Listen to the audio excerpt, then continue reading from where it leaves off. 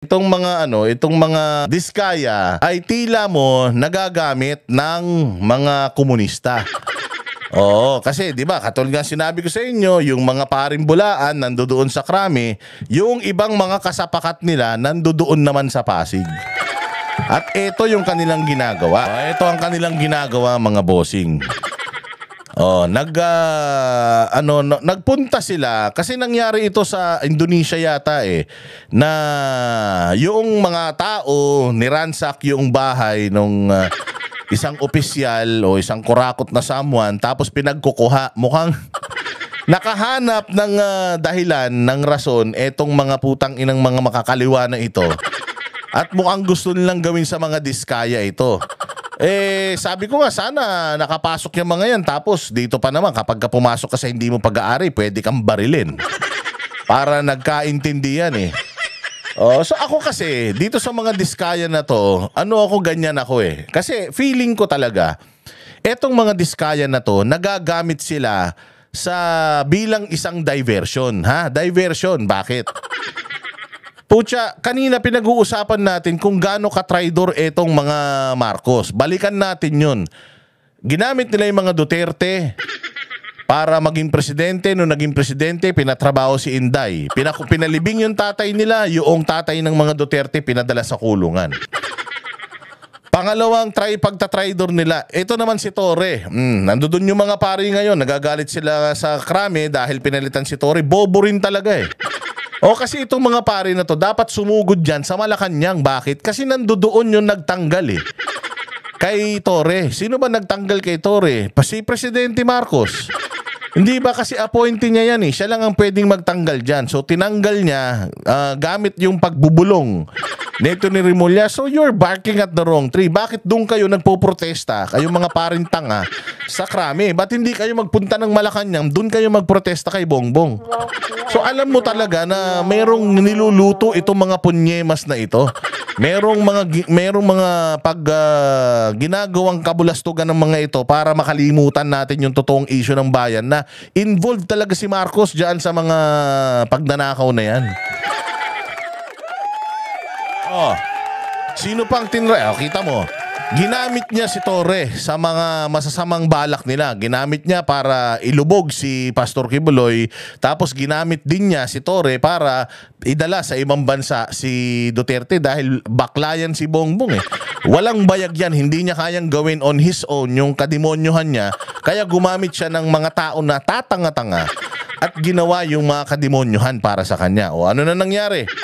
Matapos ang lahat ng ginawa nito ni Torre, sirang-sira ang pagkatao ni Torre sa mga pinaggagawa niya. Yun na nga lang consolation niya Yung maging head ng PNP para naman at least yung mga mapunta man siya sa impyerno dito sa lupa, nag-enjoy naman siya sa kapangyarihan niya. Di ba? Dahil sa impyerno mapupunta yan sa ginawa niya sa KOJC, banal na dako, binaboy mo. Mortal na kasalanan yan. Kaya sigurado sa impyerno punta ng demonyo na yan. Ngayon, syempre, demonyo si Bongbong, demonyo din yan. Isa lang kailangan ng demonyo. Kaya tinanggal niya yung isang demonyo na si Torre. Sino pa ang mga ginagamit ngayon? Katulad ditong mga diskaya na ito. Itong mga diskaya na ito, kinampanya pa ito ni Bongbong Marcos. Saan? Diyan sa Pasig, kalaban ni Vico Soto. Matapos sumumpa ito sa kanilang partido. Anong ginawa nila? Ayan, ginagamit nila ngayon yung mga diskaya para ma-divert yung atensyon ng mga tao sa mga diskaya. Gusto nila yung mga diskaya ang fokusan natin. Maniniwala na sana ako Maniniwala na sana ako. Hanggang nangyari ito ngayong araw na ito. Nung nangyari ito, sabi ko wala na to.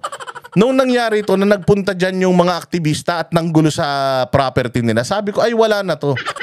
Moro-moro na lang to, sarswela na lang to, katarantaduhan na ito. Nahaluan na to ng kademonyohan. Bakit? Kasi dapat ang talagang sinisisi ng taong bayan, hindi lang naman itong mga kontraktor na to. Sabi ko sa inyo, itong mga kontraktor na to, nagamit lang din sila sa pangungurakot. Ang totoong mga kurakot, yung nagpopondo ng budget. Sino ba nagpopondo ng budget? Nung mga projects ng DPWH, kanino ba nagsisimula yung mga proposals ng projects? Hindi ba diyan sa Kongreso? O bakit kung talagang accountability ang hinahanap natin, bakit itong mga punyeta na ito hindi magpunta sa Malacanang? Si Bongbong ang presidente ngayon, tas ang daming pagnanakaw under Bongbong's administration. Lahat ng mga katiwalian, kabalbalan na nangyari noong 2026 to 2022, sinisisi nila kay Pangulong Duterte. Kahit naman hindi siya ang gumawa, siya ang may kasalanan. Bakit ngayon? Etong mga pagnanakaw, massive na pagnanakaw sa Pilipinas, bakit ang sinisisi natin, yung mga pribadong tao, ginamit lang din yung mga yan eh. Yan bang mga proyekto na yan na nagpayaman sa kanila, makukuha ba nila yan kung hindi dahil sa corruption nino noong DPWH at saka ng mga proponents ng mga proyekto na yan? Mga tanga ba kayo? So kung talagang at saka ang nakakainis pa dito, itong mga nagpunta dito, nagpapanggap sila na mga biktima daw o grupo ng mga biktima biktima ng mga pagbabaha. Pucha, nung tinignan ko, akbayan. So, mga aktivista ito. Mga bayaran itong mga ito. Hindi ito nagre-representa ng boses ng Pilipino kasi may mga banner. May mga bandila ng mga aktivista. So, ginagamit ngayon itong mga aktivista para sugurin itong mga tao na ito. Pribado wala pang mga kaso to take note. Wala pa silang mga ghost projects na idinidikit sa kanila kasi kung meron, katulad ni Wawaw, sana in-expose na nila. Si Wawaw, in-expose nila. Bakit si Wawaw hindi pinupuntahan ng mga ito? Ganyang katraidor si Bongbong. Inilaglag niya itong mga diskaya na ito. Mga aso niya to Kanya tong mga to mga kapartido niya to kasi tinan mo nung panahon ni Pangulong Duterte 2020, itong mga to blacklisted to Nakabalik ito sa pagkokontrata nung panahon ni Bongbong 2022.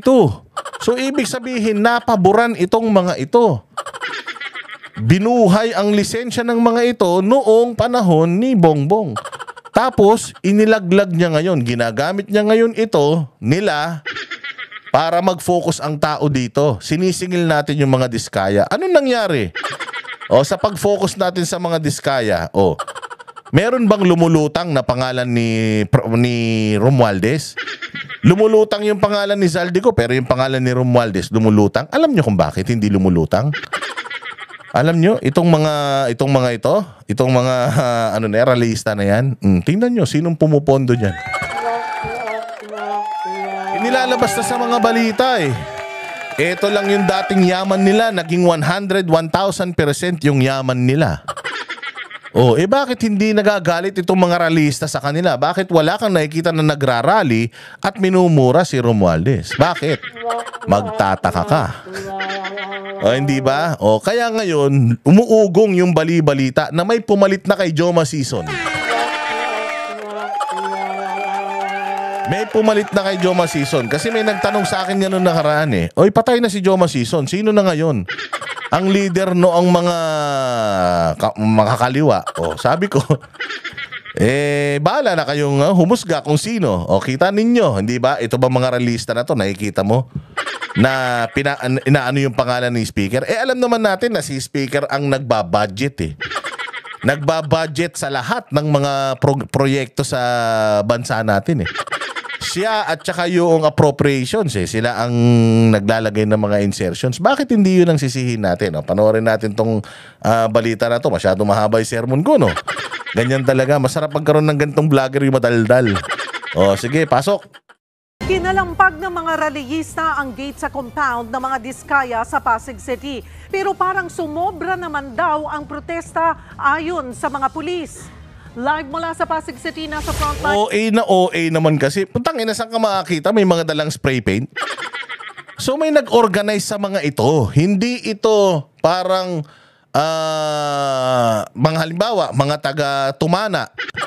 Kasi tingnan mo kung mga taga saan nito baka mamaya, baka sa mga hindi binabahal lugar nakatira yung mga punyemas na yan. Kasi kung halimbawa taga Tumana, taga Manggahan, taga Marikina, Riverbanks, ganyan.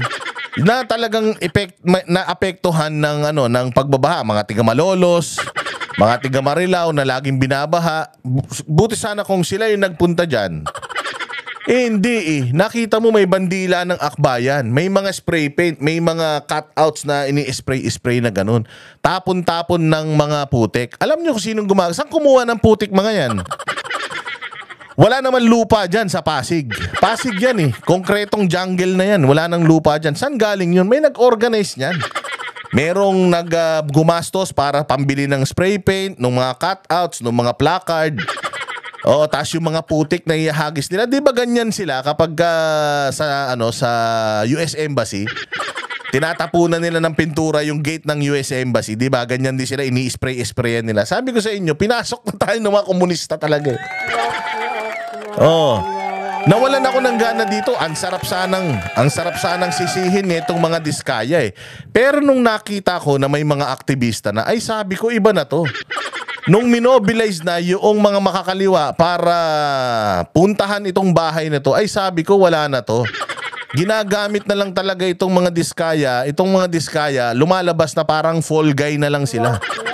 Ginagamit na itong mga diskaya para sisihin sa lahat ng mga nangyayari na ito. Pero wala naman silang maidikit dito sa mga diskaya na ito ng mga ghost projects. Maaring dispalinghadong projects, substandard na project, pero walang ghost project. Katulad ng Wawaw. Yung Wawaw talaga, ghost project. Ba't hindi sila magpunta dun sa opisina ng Wawaw? Yung Wawaw ang meron talagang ghost project. Ang daming na pinuntahan ni Secretary Vince, ang daming pinuntahan ng mga ghost projects ng Wawaw. Bakit hindi yun ang binabato? Bakit itong mga diskaya? Yun ang malaking question mark. Kaya magtataka ka, ano kaya ang nangyari sa pagkakaibigan ng mga ito? Bakit biglang tinatraidor nila itong mga to? Mga kaalyado nila yan. Ng balitang yan, si JC Cosico. JC, kumusta na ang sitwasyon dyan? Cheryl, sa ngayon nga ay meron ng ilang police na deploy dito nga sa area, no? Yan po ay pagkatapos ng kilos protesta ng ilang grupo kaninang umaga. Ilang grupo? Tapos yung grupo tinatawag silang mga grupo ng mga biktima ng baha. Utang ina niyan. Sabi ko, ang bilis nila nakabuo ng grupo. Para sila nakabuo bigla ng group chat, tapos magkita-kita tayo doon, may putik tayo pare-parehas na dala. Meron tayong mga placard, tapos may mga spray paint tayo. Alam mo yung mga spray paint na yan? Pumunta ka sa Mindiola. Yung mga center island ng mga ng LRT dyan, puro spray paint. Anong nakalagay? Akbayan, bayan muna. Mga aktivista, anak ng tinapay, pag pinasok ng aktivista yung isang issue, alam mo na nakargado. So, imbis na maiinis ka dito sa mga diskaya na to, maiisip mo, aba, pucha, fall guy tong mga to. Kasi ganito sobrang binabudgetan para talagang mapasama itong mga diskaya na ito di ba, presumption of innocence. Innocent until proven or guilty. Mali, innocent until proven guilty, di ba? Wala pa namang mga kasong pinafile dito. Sa Senado, wala namang mga ghost projects na inuugnay sa kanila. Ang yabang nga nitong babae na to sa Senado kasi nga walang may uugnay sa kanila. Nakita nyo yung isang inimbita doon, yung mataba na mukhang alam mo yung aso na Sharpei. Yung mukhang lukot na mataba doon, na maganda yung asawa, yung kumakalat sa social media. Tingnan nyo, hindi siya pinupuntirya. Alam nyo kung bakit? Wala daw wala daw ghost project yun. Maayos daw yung mga proyekto nung tabatchoy na yun. Tingnan mo, nakaganon lang siya. Hindi siya umiimik, hindi rin siya tinatanong. Wala kasing may ugnay sa kanya. Dito sa mga diskaya, noong nasa Senate inquiry, meron bang ghost project na inugnay sa kanila? Ang inugnay sa kanila, yung sobrang yabang nila na pagpapakita ng kanilang kayamanan na pinagpapaliwanag sila ngayon. Okay lang naman na pagpaliwanagin sila sa kanilang kayamanan. Pero yung gawin natin ito, yung ganyan, sabi ko okay din naman yan kasi freedom of expression. Pero sana ginagawa natin yan doon sa mga bahay ng mga kongresista na naglagay ng mga insertions doon sa blankong GAA o blankong BICAM report. Oo, hindi. So nung nakita ko itong mga to rito, tas nakita ko yung mga pari sa krami, ay sabi ko, ano na to, smoke screen na to. O, kaya mag-iingat kayo kasi nagagamit yung mga kontraktor na ginamit lang din naman ng DPWH, na ginamit lang din noong mga nagbigay ng budget sa DPWH. O, paano natin nasabi? Sige, tapusin natin to, may papakita ako mamaya. Pinagbabato ng putik at pininturahan ng mga Ayan, salitang magnanakaw at kurakot ang gate ng St. Gerard Sino Construction. yung mga yan? Mga estudyante yan. Baka mga taga-UP yan, baka mga taga-PUP yan, o kung samang eskwelahan yan na maraming mga estudyante. Ayan saan ka makakita ng ganyan? Na bahagi ng compound ng pamilya Diskaya sa Pasig City. Sanay na sanay mag-spray paint Diba? Meron bang biktima ng mga nabaha? Bakit po siya parang walang masyadong matatanda? Parang walang masyadong mga magulang. Puros pa nga parang mga estudyante to Ay, hindi ba? So alam mo na pinasok ng komunista na naman itong issue. At pag pinasok ng komunista yan, kabalbalan yan. Alam natin propaganda yan. Ang mga security guard ng building tulong-tulong na inaalalayan ng gate para hindi bumagsak. Ayan tinan mo yung nakalagay, Marcos Singilin. Putang ina ng papel yan, tinan mo, Marcos Singilin. Singilin si Marcos, tas nandiyan kayo sa bahay ni Diskaya. Mga gago Kung pumunta kayo sa Malacanang, naniwala pa ako sa inyo. Kung pumunta kayo sa bahay ni Romualdez, bahay ni Saldico, bahay ni Kimbo, na may mga kagagawan ng mga pera ng taong bayan, di sana natuwa pa kami sa inyo. Hindi, pumunta kayo sa bahay ng isang pribadong tao. Na private property yan, nakapasok kayo, baka pinagbabaril kayo ng mga gwardiya dyan. Dahil sa pwersa ng mga relihista, hirit ng mga galit na relihista, dapat magkaroon. Ikulong ang mga korap at magnanakaw, yakap. Sabi ko nga kung yung kapitbahay namin na alam kong hindi aktivista tralista nagpunta dyan na talagang sagigil lang niya dahil yung washing machine tsaka yung frigidaire niya nalunod sa baha. Maniniwala ako pero ganito. Etong mga to, alam mo na Alam mo na may may pondo to. So ngayon ako, mas tumatag yung paniniwala ko na fall guy itong mga Diskaya na ito. Na itong mga Diskaya na ito, bagamat gusto kong mabwisit sa mga ito, kaya lang nakikita ko kasi yung galaw ng gobyerno. Ang tanga ko pag maniwala ako dito Sobrang tanga ko kapag pinersecute ko tong mga Diskaya na to kasi wala pa naman silang kaso, hindi pa korte lang naman na makakapagsabi kung ang isang tao ay nagkasala o hindi Kasi ganito ang pattern ng gobyerno Ginawa na nila yan kay Bantag na kahit wala pa namang kaso, wala pa namang deklarasyon ng korte, criminal na kagad si si Bantag si Congressman Arnie Teves, ganun din. Hindi ba may nangyaring krimen, wala namang puro hearsay lang naman yung mga ebidensya sa kanya, nag-recant pa yung mga nagtuturo sa kanya, pero sa gobyerno finiraise na yung mga assets niya, di ba? Sa gobyerno may kasalanan na siya kahit na wala pa namang ruling ng korte. O kay Pastor Apollo Kibuloy, ganun din ang ginagawa nila. Ang dami nilang mga bintang, ganito, ganyan, pero hindi pa naman siya na sinisintensyahan ng korte. Puro political persecution. Sa mga Duterte, ganun din. Si Pangulong Rodrigo Duterte, walang kaso sa Pilipinas, pinadala sa abroad. Tapos, ang tawag ng mga realista kay Duterte, kriminal. Di ba? War crime, na siya, guilty na siya sa war crimes. Hindi ba? Alam mo yun, tapos tayo, biglang mag-persecute tayo dito sa mga Diskaya. I mean, gusto ko rin sana dahil nga grabe talaga yung yaman nila. Pero kapag ginawa ko kasi yun, parang naiinggit na lang ako sa yaman nila hindi ba? Marami silang kailangan ipaliwanag. marami silang violations. Sampahan ng kaso, tapos ikulong yung dalawang mag-asawang mayabang na yan. Kapag ka sila ay kapag ka marami kayong ebidensya laban sa kanila at kapag ka sila ay sinintensyahan na ng korte. But until then, inosente tong mga to. At ganyan ang ginagawa ng gobyerno sa mga kalaban nila sa politika, lalo na sa mga fall guy nila. Agutan ng mag-asawang Curly at Sara Diskaya na kasama sa may pinakamaraming flood control projects sa gobyerno. Kasama sa may mga pinakamaraming flood control projects. Madami naman pala silang flood control projects. Bakit hindi natin mahanap yung mga ghost projects nila kung meron man? At iugnay natin sa kanila. At kapag ka naiugnay natin sa kanila, di kasuhan na talaga yan. Kasi yung ginawa ng DPWH na ban itong lahat ng kumpanya nila for life, ay mabuti yun. Napakaganda nun.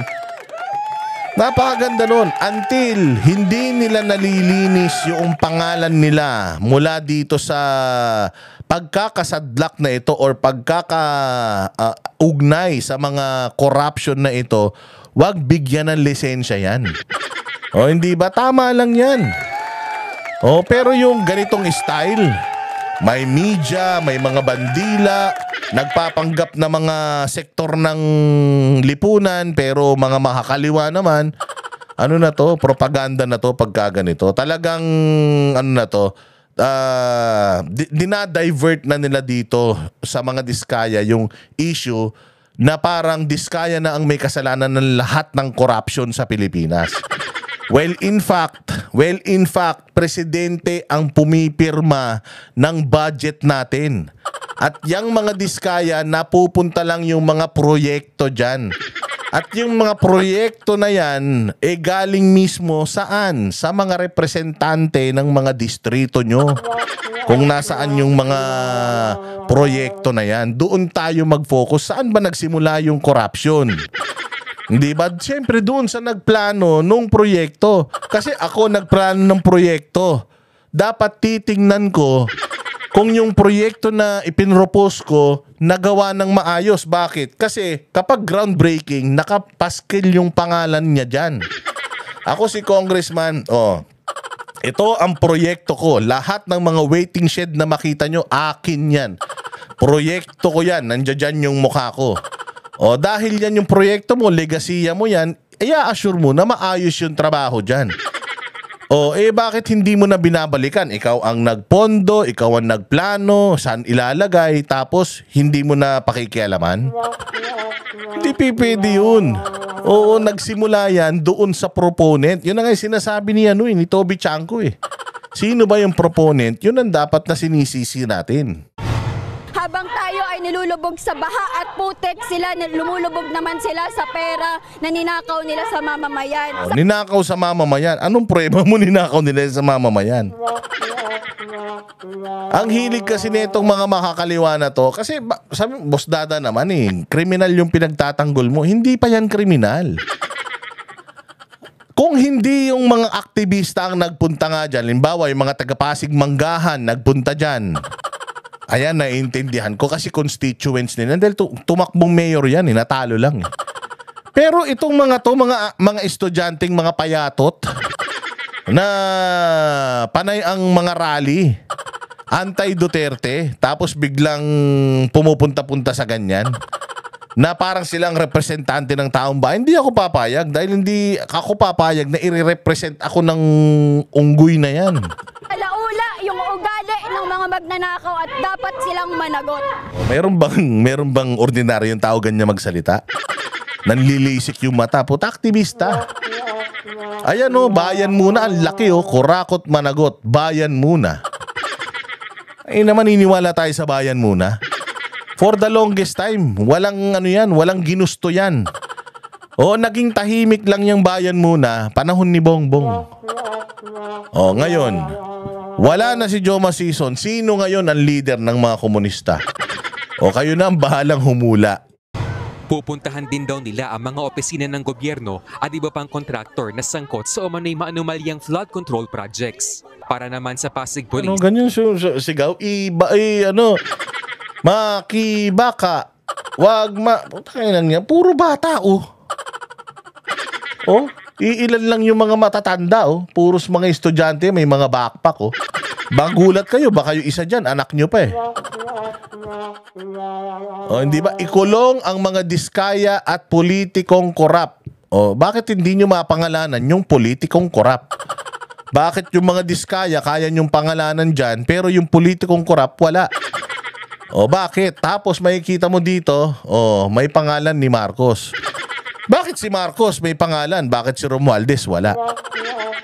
O kayo na bahalang humusga kung anong ibig sabihin yan. Sumobra ang mga relihista. Malicious mischief kasi there is willful damaging of properties. Anong ginagawa nyo? Asa na yung 5-minute response time ninyo? Ba't hindi nyo pinagkukulong yung mga kupal na yan? Private property yan eh. Okay lang mag-rally dyan. Okay lang na murahin natin ang murahin yung mga hayop na yan sa yabang nila. Pero pag ginawa na natin to, hindi na to pagsunod sa batas. Dapat nangibabaw na yung mga kapulisan dyan. Nasaan yung pulis? Ayon naman sa kampo ng mga diskaya, idedemanda nila ang organizers ng rally. Nalulungkot yung spouses diskaya, no? Kasi bakit nangyayari ito? Pag naman ho silang gumamit ng dahas, pananakot, vandalism, pambabato. Kung gusto nila ng accountability, ipulis mo muna ho nila yung sarili nilang organisasyon. Hindi tinukoy ng abogado ng pamilya kung nasaan ang mag-asawa nang mangyari ang pagkilos. Kasi actually, takot na ang spouses diskaya, ang anak, sobrang trauma, yung mga kamag-anak po nila, sobrang takot na po sila sa nangyayari. Paano puta, napakayabang eh. Napakayabang eh, di ba? Gusto nyo sumikat. Ayan, sumikat kayo ngayon. Nagbayad, sabi ni Vico Soto, nagbayad pa daw ng 10 milyon para sa interview. Ngayon, gustong sumikat. Ano nangyari? Ayan na, sikat na kayo, ma'am. Sumobra sikat nyo, ayaw nyo yan. Yan yung ginusto nyo para sa buhay nyo, di ba? Anong sabi nila dati? Good or bad publicity is still publicity. Wow! Kaya na parang mga artista kung magsalita. Ngayon, na sinusugod kayo ng ganyan. Ngayon, na ginagamit yung kayabangan nyo against you. Masaya? Masaya mapunta sa limelight? Sabi ko, hindi ko din maintindihan itong mga punyetang mga bilyonaryo na ito. Kasi, tinan mo si Lucio Tan, si Ramon Ang, sila Gokong Wei, yung mga bilyar. Sobrang yaman ng mga yan, hindi naman nagyabang ng ganito. Hindi ba? Hindi nagyabang ng ganito yung mga yan. Tapos etong mga hinayupak na ito nga yung sinasabi nila na hindi sanay sa yaman eh. Ito yung mga patay gutom noon na nung nagkaroon ng maraming pera. Hindi ko alam, baka inapito ng mga kamag-anak, inapi ng mga kapitbahay noon. Kaya nagyayabang ngayon. Bakit mo kasi kailangang ipagyabang yung yaman mo? Ini-invite mo lang. Ang dami pa naman sindikato dito sa Pilipinas dahil magnanakaw. Tapos i-flaunt mo yung yaman mo. Itong gamit mo na to, ganito kamahal to. Ito, ganito kamahal. Parang ini-invite mo palalo yung mga masasamang loob na gawang ka ng masama dahil ang dami mo palang yaman eh. Parang ini-invite mo pa yung magnanakaw na pumasok sa bahay mo. Kasi tingnan mo yung mga Chinese na mga mayayaman, milyonaryo, bilyonaryo sa Pilipinas, nagtatago nga ang mga yan sa mga bulok na mga building dyan sa Binondo eh. Para lang hindi sila ma-target ng mga sindikato na mga kidnap for ransom eh. Hindi ba? Tapos kayo, ilalabas pa ninyo yung kayamanan ninyo na parang hindi kayo, na parang sobrang pasikat ninyo. Anong gusto nyo mangyari? Ganito. Pag-initan kayo. So ngayon, ano sinasabi ninyo? Traumatized kayo. Kayabang-yabang nyo eh. Ang sarap maging bilyonaryo nang kalmado ka lang. Yung walang nakatingin sa'yo, bibili ka ng mamahaling bag, bibili ka ng mamahaling sasakyan, tapos walang nakatingin sa'yo. Kasi kapag nagyabang ka, parang that's their way of advertising themselves eh. Na parang they are this successful and they have this company, so ano yun, boost yun para sa kumpanya nila.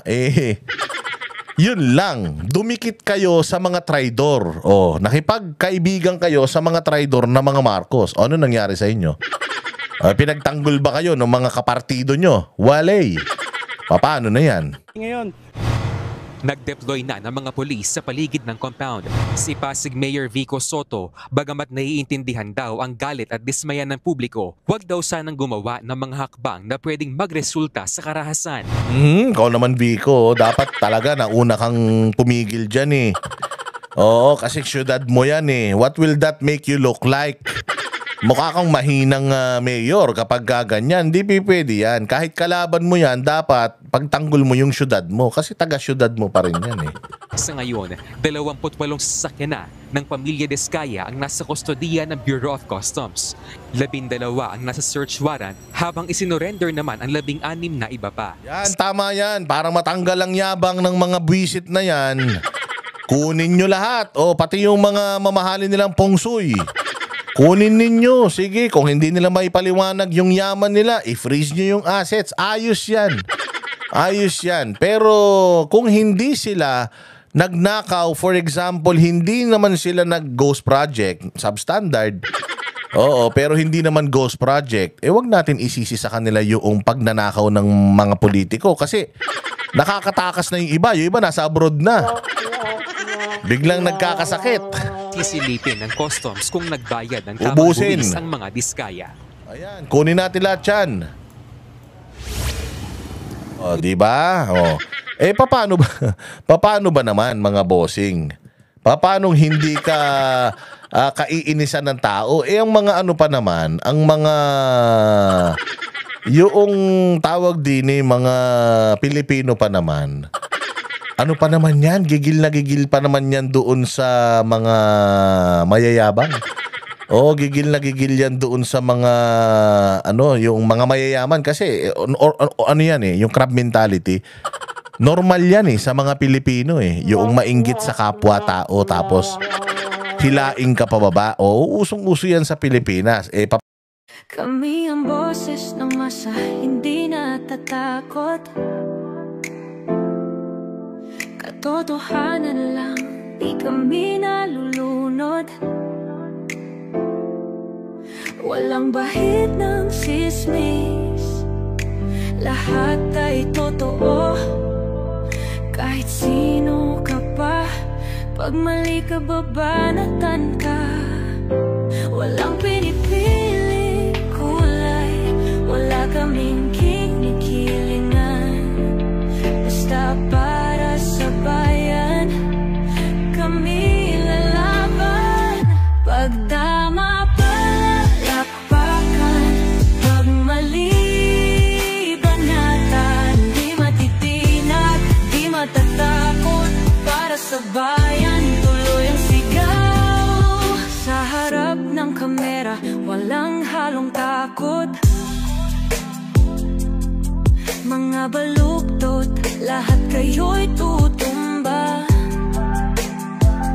Ang hustisya at totoo, yun lang ang mahalaga. Kahit sinong harang, di kami matitinag.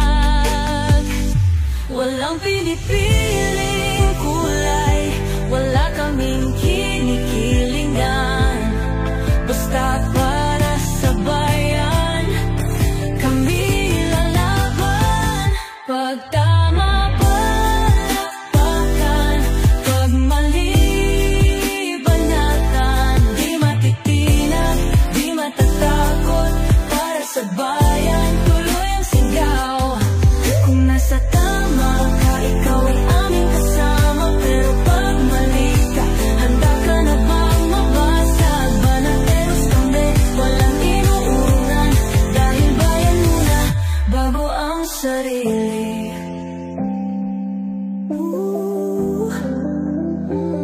Bago ang sarili.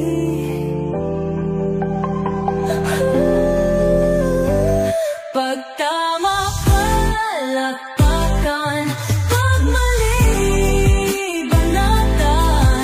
Banateros ang sigaw, katotohanan ang laban.